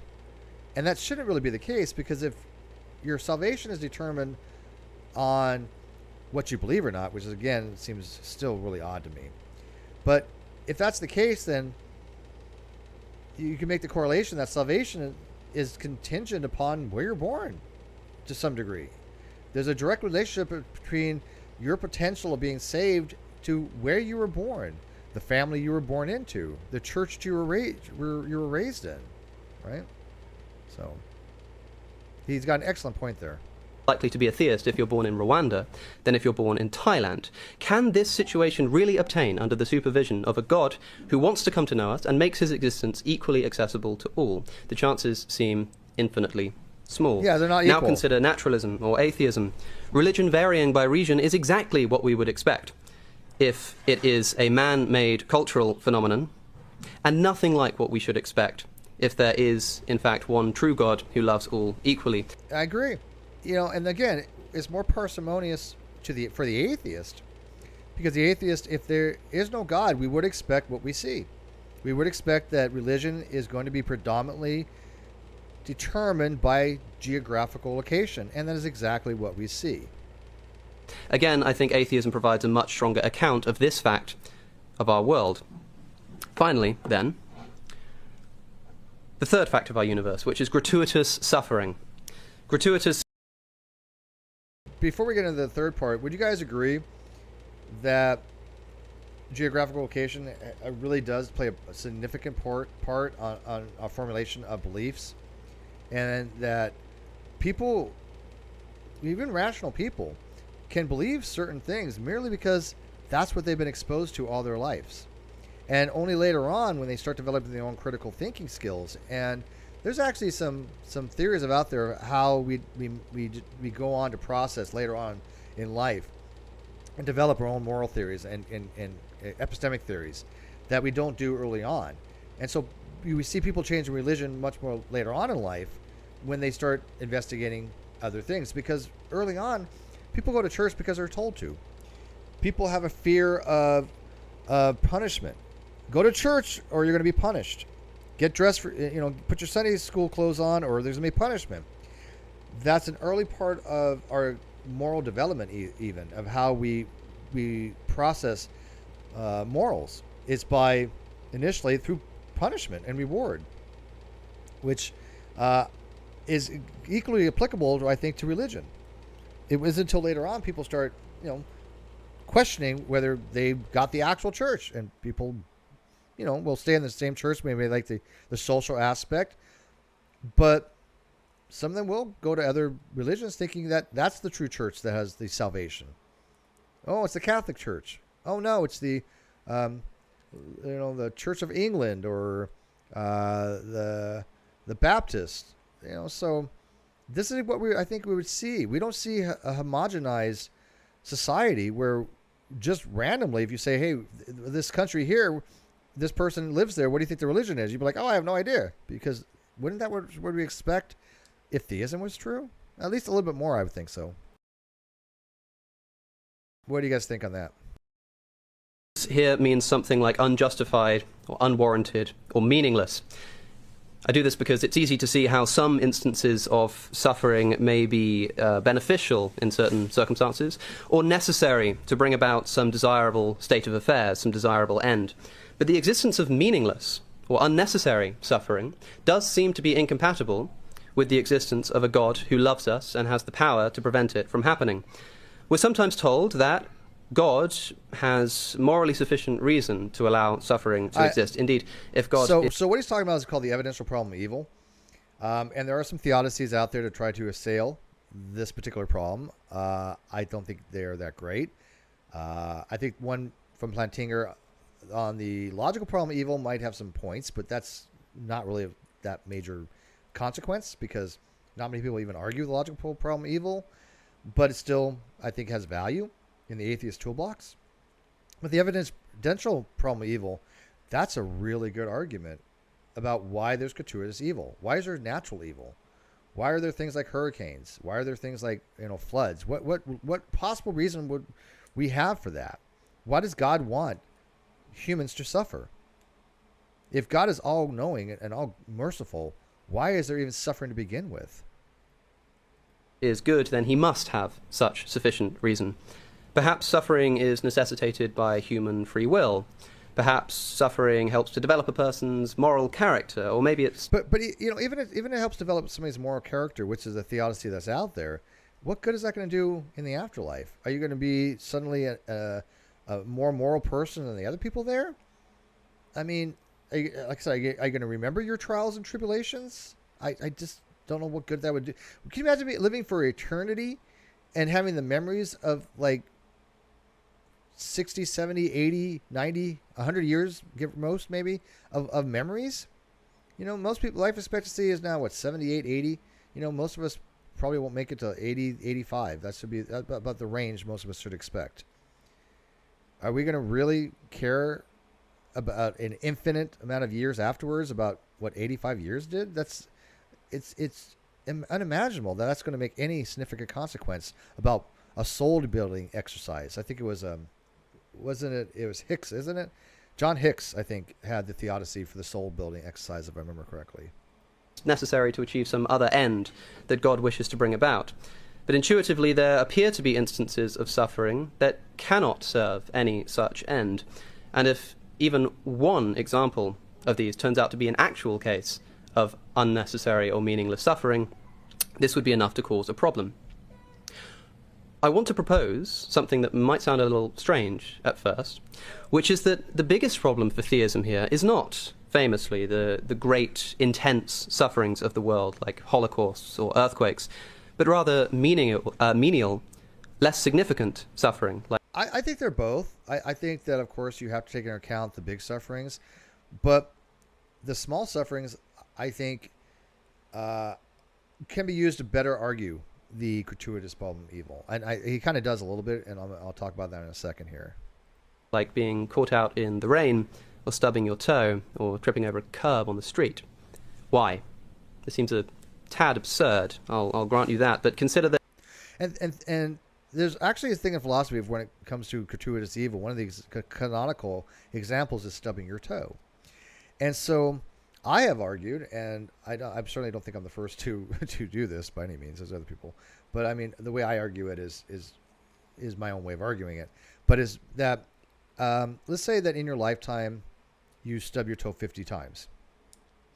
In some possible other world, you stub your toe 51 times, and in some other possible world, you stub your toe 48 times. If that's the case, what is there to be have learned? Or if you stub your toe 50 times, there's another possible world where you stub it 49 times. So one last time. What is there possibly to be learned from having your toe stub? That's hard to say. Your toe stubbed one more time. What do you learn from 50 times that you wouldn't have learned from 49 times? Why did this actualized possible world exist where you stubbed your toe exactly 50 times? And wouldn't you have learned more by 51 times? So the fact that you stub your toe 50 times as some kind of soul-building exercise or to learn something or to experience something is so arbitrary that it just makes no sense to say that gratuitous evil exists merely so we can have arbitrary suffering. That's not a just and reasonable God at all to allow that, if that's the case. When we experience a great suffering, like the death of a loved one or a devastating earthquake or indeed a holocaust, it's easy to imagine that this might somehow be part of a grand plan. The depth of our suffering may make us into better people. The people who die may be experiencing a much happier state of affairs in the afterlife now. Perhaps by allowing the Jewish Holocaust to take place, God makes it such that we are far less likely to allow even worse projects of genocide to occur in the future. Well, and that would be pretty tough to imagine, right? I mean, obviously that was the worst genocide in history. And to think that something could potentially be worse and to use that to prevent some future greater, worse Holocausts, it doesn't seem very rational to me. I mean, even the Jews in some of the concentration camps would say, look, if there is a God, he's going to ask for my forgiveness, right? One of them, there were some scrawlings on the wall from fingernails that, said, if God does exist, he's going to have to beg for my forgiveness, not the other way around kind of thing, which I think is an absolutely proper approach to take. If God is having that much suffering, then yeah, why wouldn't you ask God to have his apology? Why would he not have to apologize to you for the suffering that he put you through? If you cause suffering to somebody, you tend to apologize to them. But God's exempt from that? That does seem like a just God. If he's 100% just, a just God would want to apologize and beg for your forgiveness for your suffering. But it also would imply that if God's allowing you to suffer in your life to that degree, then he wouldn't have any compunction about suffering for an eternity. But then that would be a very immoral God. And I believe that particular God doesn't exist. Now, I mean, there's ways to try to argue that, yes, he could allow suffering in life. And that's not the same as eternal suffering. I grant that's not a logical commitment.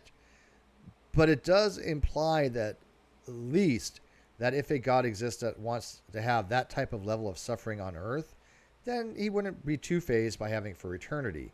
But then one could argue, well, God could realize that just eternity is overkill. And I can actually agree with that to some degree, because some people would argue, okay, you're being punished, you go to jail for a year, but I wouldn't put you in jail forever for certain crimes. As people have argued, an infinite sentence for a finite crime is unjust. And you'll hear that from a lot of the atheist community. And that I actually do argue. I think that is correct. I think the atheists have got it right on that. But what could possibly be served? What possible end could be served? What possible meaning could there be in subbing your toe, or tripping over a curb, or having a pigeon use your new suit as a restroom? Such instances are not significant. They're usually forgotten within a day or two. And that's true. And again, we forget about things, right? Our memories are very fallible. And so, sure, we remember some of the things that have happened to us, but can you guys remember every time you've stubbed your toe? No, of course not. No, because it's probably happened too many times. Can you remember every time you've got a paper cut? No, probably not. When you pass on and you're in heaven, can you remember every paper cut you ever had? No. So what's the point? What is the point of it? Now, can you imagine if he did walk outside after this debate and a bird crapped on that nice clean suit? He'd be like, "It's a sign, I believe." Now that would be funny. The argument from bird shit.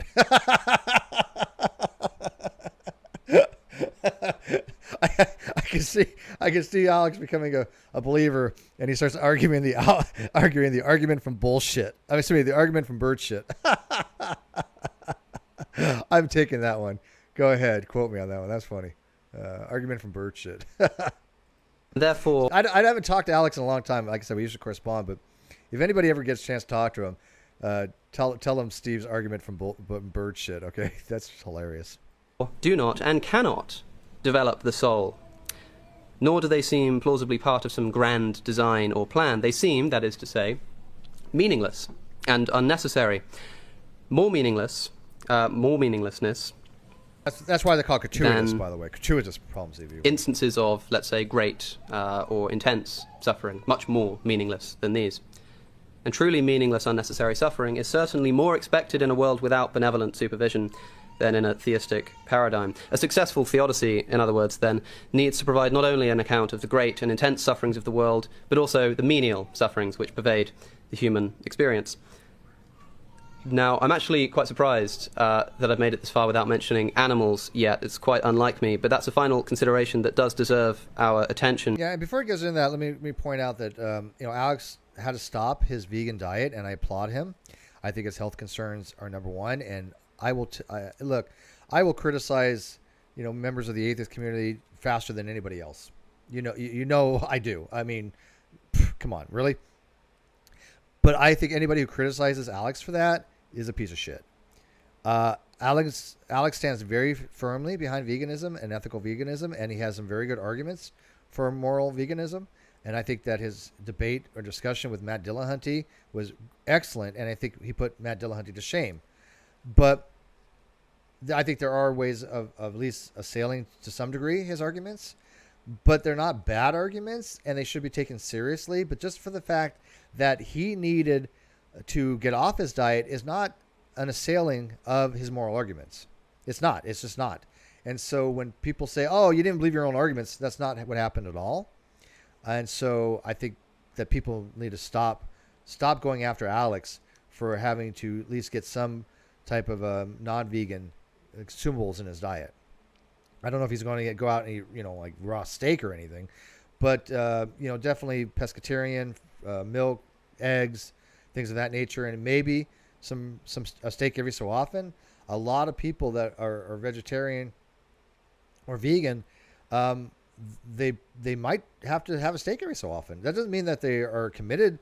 It doesn't mean they're not committed to veganism. It just means they actually realize that they still need to survive.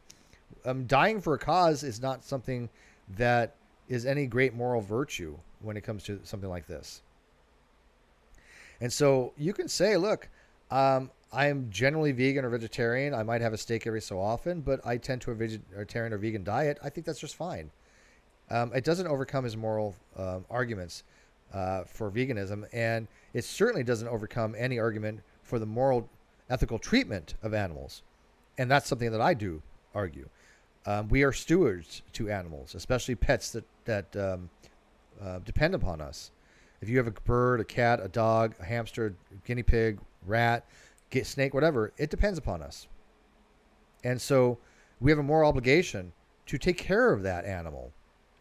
And I think even in the wild, we have a moral obligation to treat animals with a certain type of naturalistic respect and dignity. And I think trophy hunting is abominable especially for big game. Hunting for food, hunting for thinning out the herds, hunting to prevent invasive species. Yes, I understand that, and I'm okay with that, especially hunting for food and things of that nature. I don't have any issue with that. But you notice that even in historically, in historicity, the best hunters have respect for what they're about to eat. They have respect for the animal that died so they can survive. And I appreciate that. I really think that's how it should be. Because if you start disrespecting animals, thinking they're just the same as a rock, and you go out and you can kick a rock or you can kick an animal, then you're a piece of shit and you're a sociopath, if not a psychopath. And I think trophy hunters are just evil people.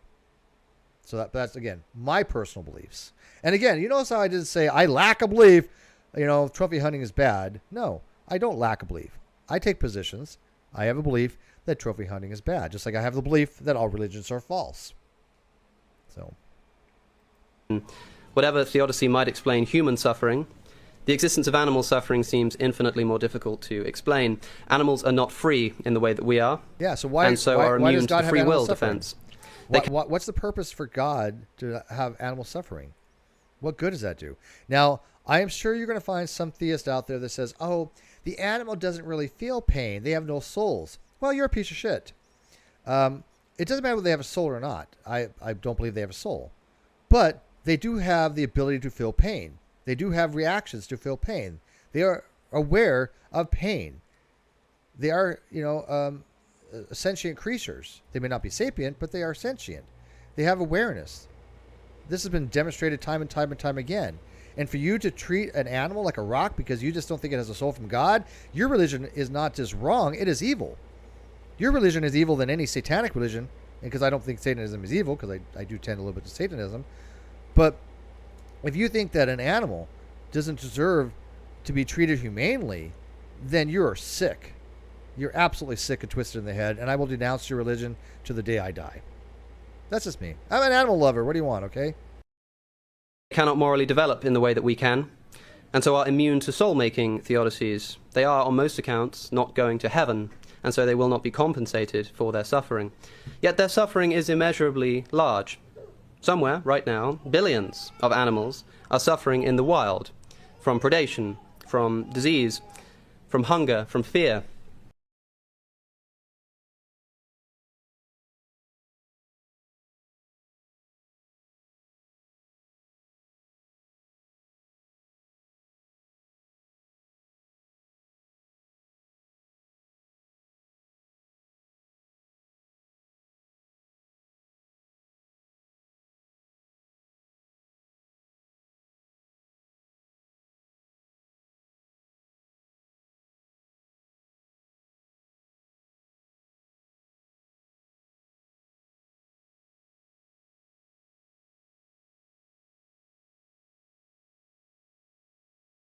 Imagine a deer with its leg caught under a fall. I'm sorry, you got me muted again. So let me repeat that. What I said was, I'm sorry, my bad. What I said was, I'm trying to mute while I'm not talking so you don't hear the background as much. But what I said was, there should be no correlation between our salvation and the suffering of an animal. If you think that an animal suffering is right, then yeah, I think you're a piece of shit. I mean, I love animals. I'm an animal lover. And I think that if you think that an animal should deserve to suffer for our salvation, I don't get that. But then again, that's part of Christianity, isn't it? Christ suffered, so you should be saved. So if Christ should suffer, some animal could suffer too, but the animal didn't choose to suffer. Supposedly Christ chose his own path, his own faith. Which, again, I don't understand anything about the Trinity or why it required blood sacrifice. And I just don't get it. I looked into it all. I do understand it. I don't understand it, if that makes sense. But Why is it that an all-powerful just God would have to use a world where animals have to needlessly suffer so we can determine whether we're saved or not? I don't understand that, and especially when the animal gets nothing out of it. They're not saved. They're not going to heaven according to theists. So what's the point? What's the point to have animal suffering? Fallen tree, dying of starved confusion. It doesn't know why it's there. It feels hungry. It's starving to death. Oh, and I don't know if you guys heard me. I made it muted, but I was talking about tooth and claw. You know, that in nature is brutal. And by design, by teleological design. I don't know if you guys heard me on that. I might have been muted, but yeah, it's and obviously I accept evolution. I mean, you got to be an idiot not to accept evolutionary theory. Evolution goes back 4 billion years. You know, and I mean that with respect, because there are some younger creationists that I have respect for that are not idiots, but I just can't at all reconcile how they believe that the Earth is 7,000 years old, knowing the science that they know. They had to use actual science to get their PhDs. I mean, they had to use deep time.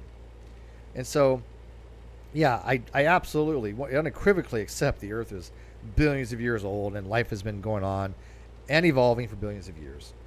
But that is by even an old Earth creationist, by a teleological design. By a naturalistic explanation, it'd be a teleonomic design, and I accept that. I think that's one of the greatest things Darwin gave us, was not so much the theory of evolution, but the acceptance and understanding that you do not need a God. You do not need theology. You can explain biodiversification through teleonomic design, which is by nature. That was a big thing back then. Now, of course, obviously, you know, evolutionary theories that came out of that are absolutely amazing. But the original thing that Darwin was trying to explain was you didn't need a God. You can explain design by nature. But God wants us to be saved by having animal suffering. Why? There should be no correlation there. None. I don't understand why an animal has to suffer so we can survive. And that's by design. We have to kill animals to eat by design. Even teleonomically, it's by design. We are omnivores. We are designed to eat both plants and meat. It's trapped under a tree, and it has no idea why. What could possibly be the purpose or meaning of this? I'll remind you that this is exactly the kind of thing that we should expect to see if the natural world is an amoral arena of accidentally existing organisms fighting with each other to stay alive. But can we really expect this on theism? Should we expect this on theism? What offers a better account? Keep in mind that, in other words, I'm not arguing that theism can offer no account of these kinds of situations and sufferings. I'm glad he said that. I'm glad he at least noted that theism can offer some account, and I will definitely say that the atheists say that theism offers nothing is just wrong. An atheist says there's no evidence for God. It's not something I'm going to have any kind of rational conversation with. I think you've literally recused yourself from the conversation. If you think there's no evidence for God, you're a little hanging fruit. There's evidence for and against God. Read The Miracle of Theism by J.L. Mackie. Of course there's evidence for and against God. That's what people have been evaluating for 2,000 years, the evidence. And so if you say there's no evidence, you're just wasting everybody's time. Don't be involved in these discussions. But I like the fact that he noted that theism can account. Sure. But is it the best explanation? This is called abductive reasoning. An abductive argument is a form of induction of what is the best explanation for what we observe. And he's arguing that atheism would be the best explanation because this is what we observe, and atheism is what we would expect. If there's no God, what would we expect? Well, what we see. If theism is true, would we expect what we're seeing about animal suffering? And the answer is, yeah, I don't know. But does atheism offer a better explanation? Probably. And that's what he's arguing, abductive inferences.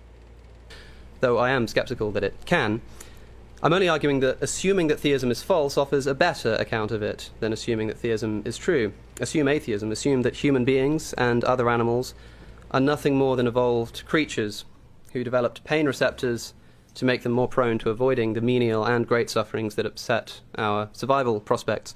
On this account, the existence of all suffering, small and great, is not only explained, but expected. Thus, atheism offers a better account, in my view, than theism of three crucial and unavoidable facts: divine. Yeah, I mean, that's exactly what the pain receptors, we experience pain to prevent more greater harm to us. But does it need to be the intensity that it has been for suffering? When people are tortured, or have experienced, most of us experience at one time or another excruciating pain. And is there a need for that? Why, even in biology, is there a need for excruciating pain? Pain, sure, but excruciating pain, that's just suffering at that point. What's the reasoning for that? Wouldn't a better biological system be where you can experience some kind of sensation that stove is hot, rather than excruciating pain? There's got to be some kind of biological reason that's selected for, maybe. If there is, I don't know what it is. But wouldn't it be better to be selected for not to have such excruciating pain? At least I would think so. In hiddenness, geographical religious statistics, and the existence of gratuitous human and non-human suffering. And I am truly excited to hear how Jonathan might account for these on theism, in defending it as a more plausible account of our reality. Thank you.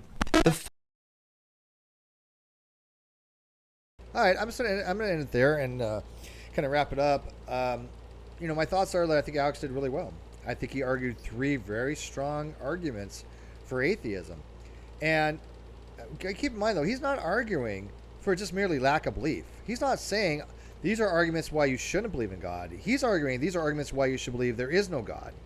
Again, he's a philosophical atheist. He believes there's no God. He has switched his positions, over the years, and he's actually said that atheism in the positive is a much better way to think of atheism. That wasn't exactly what he said, but I mean, he's absolutely said that in philosophy this is how it is, and he's realized there are reasons why it's better. And so when you go in these discussions with a theist and you're arguing your positions, argue your positions from what they are. If you just don't have a position either way, then state it. That's agnostic. But if you have a position that there is no God, state that position too. Own your burden of proof. He literally in real time just showed you how an atheist could make their burden of proof. That's all it takes. He is justified for his belief. The burden of proof does not mean you have to prove God does not exist. Any atheist who says otherwise, or any theist who says otherwise, has their head up their ass. The burden of proof doesn't mean to prove something. It never did. It was onus probandi. It meant to at least give sufficient reasons to why you should bring evidence to a jury, and then there's called the burden of production, and then the burden of persuasion, which was, do you have enough evidence to convince the jury? It doesn't mean that you had to convince the jury, right? It just means that do you have enough evidence to go to trial initially, onus probandi, that you at least have a burden to meet to argue your case. Now, in legal terms, if your burden wasn't met, then you do lose the case. That is true. But when talking about epistemic burdens, that's not the case. His burden isn't to convince people there is no God. That's not his epistemic burden. It's not his burden of proof. Your burden of proof is not contingent upon somebody else believing.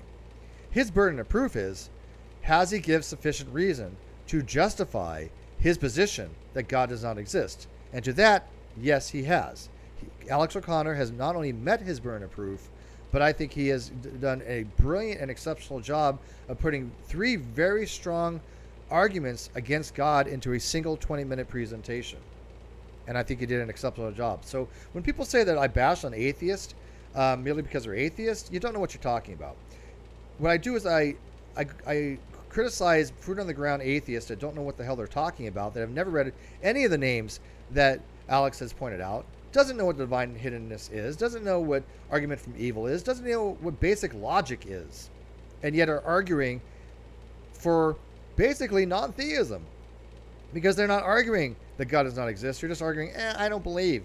Some of the dumbest atheists I see on Facebook are the ones who are going, oh, you haven't convinced me God does not exist. Or I'm not convinced God does not exist, therefore I'm a non-believer, or I don't believe in God. That's what they say. I'm not convinced that God does not exist, therefore I don't believe in God. Well, I hate to break it to them, that's a tautology. That is tautological.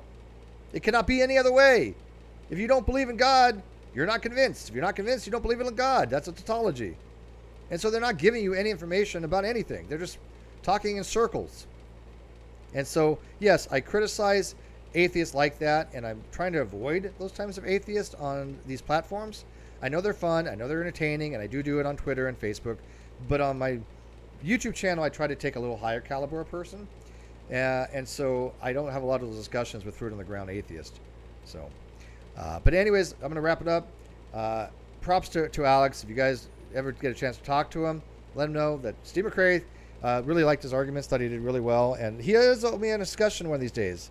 And I mean that, tongue in cheek. He doesn't owe me anything, but it would be nice if Alex could one day have a conversation with me. I got a lot of criticism in the past for promoting proper philosophical concepts on atheism, including people that were fans of Alex, and including Alex a little bit behind the scenes as well. I remember a lot of discussions on moral theory. I have those emails. I don't remember much about conversations on the lack belief kind of stuff. I'm sure I can go find them. I haven't reviewed them. Like I said, I do have the emails with him. But I do know that I got flack from his stands and from Rationality Rules stands. And then Rationality Rules changed his position and messages me. He's like, hey, you're going to like my next video, Steve. I'm like, yeah, what's up? He's like, just watch it. And, his video was saying that, yes, he now kind of accepts the better, more positive definition of atheism. So anyways, with that, guys, I appreciate you guys watching. Wasn't a big show. That's okay. People watch this later on. Let me know how you thought. Let me know if you agree with me. Let you know agree with Alex. Like, subscribe, become a member of the channel. But more importantly, share the video. Get my arguments out there. I'd love for somebody to do a critique of it, good, bad, or indifferent. Any of my stuff, I would love for people to do a critique. I know people have done critique and reviews of my paper, but they're just so bad. And the only review that even made, I should say even made sense. It was the review that was perfect. Really was Dr. Pye's review, and he disagreed wholeheartedly. He agreed. So it was a very, very positive review. But I don't think I've ever seen really any negative reviews that I could really do much with. And of course, if you're somebody that I never will talk to again, I will never ever watch your stuff, and I will never address your reviews. But if you're also, you're a subscriber, something like that, and you're not a shitty person, yeah, do a review. I'll be happy to review your review. Okay, so thank you. I think this was great. This was fun. I like this kind of stuff. This is the direction I'll be doing more of this stuff, both on my personal channel and the Non Sequitur. I still want to have debates. I will have, like I said, a debate discussion coming up in early August, and probably even before then. But I definitely know I'm scheduling one for August, and that's kind of what I want to do on this channel. It's not going to be the whole formal debate stuff. If you want that, go to Modern Day Debate. James, he's got that stuff locked down. Congratulations to him for his 100,000 subs. But I don't want to do the same thing that James is doing, which was the same thing that this channel was originally doing. I want to do what I want to do, and I want to do it. I want to do stuff like this. I think people will get something out of it. It's entertaining, but it's also informative as well. So, all right, guys, good night, and thank you for watching, and we'll see you later on the Non Sequitur Show.